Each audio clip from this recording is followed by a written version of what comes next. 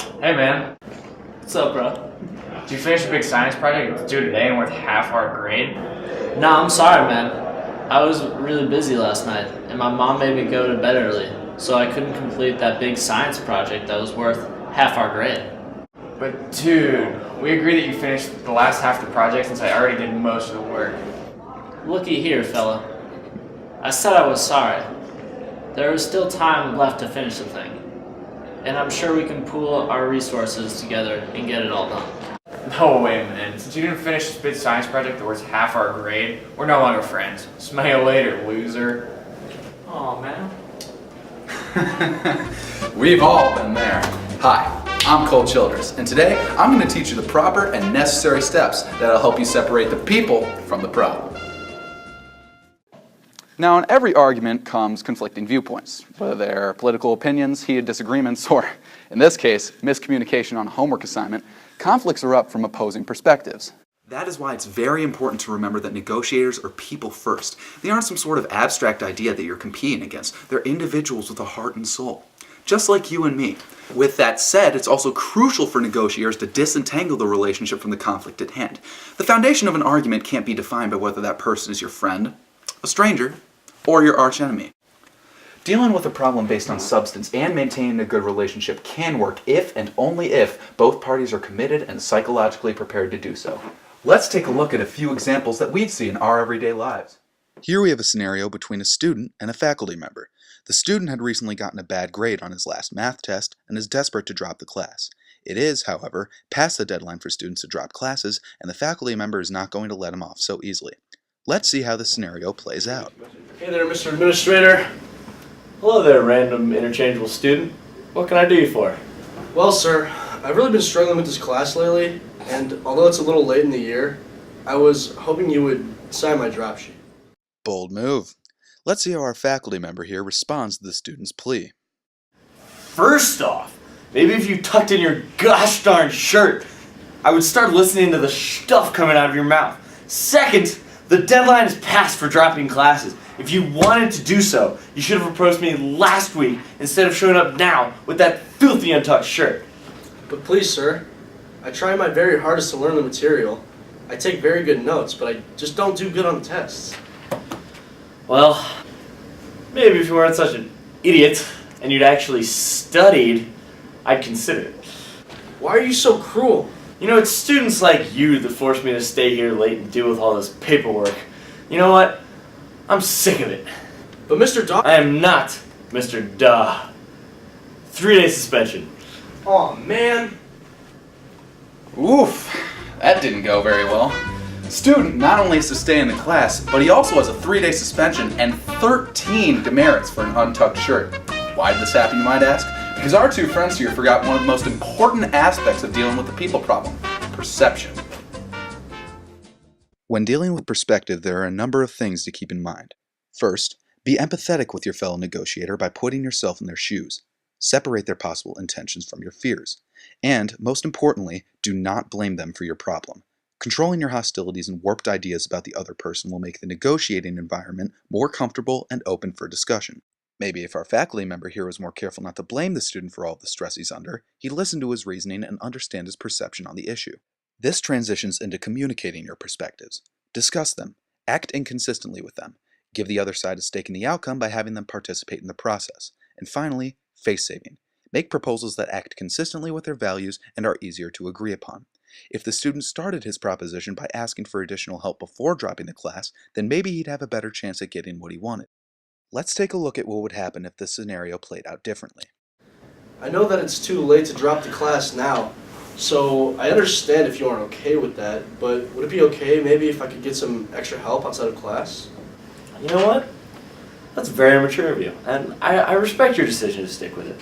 I understand how hard it is to be in classes where you don't understand the material. So, you know what, if you're really that desperate, I'll find time to deal with the paperwork.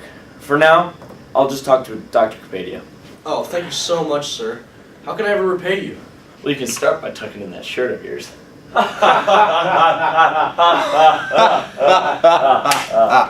Oh, that's rich. But while perception may be important in dealing with the people problem, it's actually only half of the battle. Well, in this case, 1/3 of the battle. The next aspect we'll explore is emotion. Heated arguments can, more often than not, catalyze burning emotions against the opposing party. These feelings have the potential to spoil an otherwise healthy negotiating process, as well as severely damage the relationship at hand. It's important to take control of these emotions and understand where they're coming from, not only from the opposing party, but from yourself as well. Before the actual negotiating takes place, there are a number of things to take into consideration. First, recognize and understand the emotions from both sides. Next, pay attention to core concerns, like autonomy, role, affiliation, and status. And lastly, consider the role of identity from the other side. In other words, don't confront them about their shortcomings or any contradictions regarding them and their status. These seem easy enough, right? Well, when the time comes for you to enter a heated argument, you may not have the time to prepare beforehand. Here we have two gentlemen arguing over a car accident. One of the men is mad because he believes the other was tailgating him, while the other man is certain that the one in front of him was on his cell phone while driving. Both are extremely angry at one another and desperate not to claim responsibility for the damages. During a heated argument, it is important to remember these three things. Acknowledge emotions as explicit and legitimate. Allow the other side to let off steam, and never react to emotional outbursts. As you can see, things are pretty bad right now, but if at least one of them can follow one of these steps and control their own emotions, then they have the ability to ease the tension from both sides and allow for easier discussion. Just wait a second. I understand that you're mad, I am too, but we're never gonna get anywhere unless we talk this out. Now what's your side of the story? Well, you know what? Maybe if you weren't such a Dan Shapiro, greasy barrel gut, flopping your at your wife's 50th birthday party, then we wouldn't be in this situation. That feel good? Actually, yeah, it did. Look, this whole situation has gotten way out of hand. Neither of our cars appear to be too damaged. Yeah, I guess you're right. And to be completely honest, I was checking my phone. I was getting one of those don't text and drive pop-ups on my home screen, and I had to turn it off. Well, if we are being completely honest here, I was tailgating you a little bit. My wife called me telling me that she's pregnant, so I'm a little anxious to leave the country. Ah, it happens, man. Let's just exchange insurance information and let those guys deal with the problem, know what I'm saying? Not bad. Not only were they able to use emotion to their advantage, but they were able to discuss each other's perspectives after doing so. But let's not forget the third and most important aspect of our discussion: communication. Oftentimes, negotiators will have trouble getting their point across to the other side. Whether it's because of a misunderstanding or simply because they're not hearing you, it's difficult communicating with opposing parties. In order for them to hear you, there are 4 simple steps that you must follow. Listen actively and acknowledge what is being said. Speak to be understood. Speak about yourself and not them. And lastly, speak for a purpose. Communication is what helps you leave a negotiation happy. It is what broadens the perspectives of yourself as well as others. What are you doing? Communicating effectively will not only get you from point A to point B, but it will also increase the amount of respect another party has for you, for your openness, attentiveness, and cooperation. Let's return to our 2 friends at the beginning. Last time we saw them, they left the argument disappointed and with a failing grade. Let's see how their negotiation might have concluded if things went in another direction. Hey man, What's up, bro? did you finish a big science project due today and worth half our grade? Nah, I'm sorry, man. I was really busy last night, and my mom made me go to bed early, so I couldn't complete that big science project that was worth half our grade. But dude, we agreed that you finished the last half of the project since I already did most of the work. You know what, man? You're right. You're absolutely right. You've had my back the entire year, and I haven't done anything in return. I'm truly sorry. So you know what? I'll spend the remainder of my day finishing up this big science project that's worth half our grade. And if I don't finish in time, I'll go to the teacher myself and tell her that you did a majority of the work.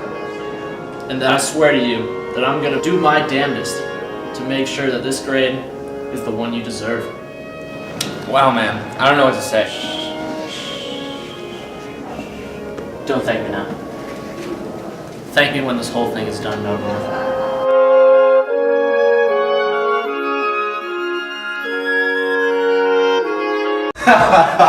Oh man, that's rich. Don't you just love it when a conflict ends like that? You see, by acting inconsistently with the other's perception of him, considering the role of his friend's identity and core concerns, as well as communicating in a way that makes him feel important and understood, our friend here was able to build an even stronger relationship with his partner, save their grade, and most importantly, separate the people from the problem. Until next time, folks, I'm Cole Childress. Good night.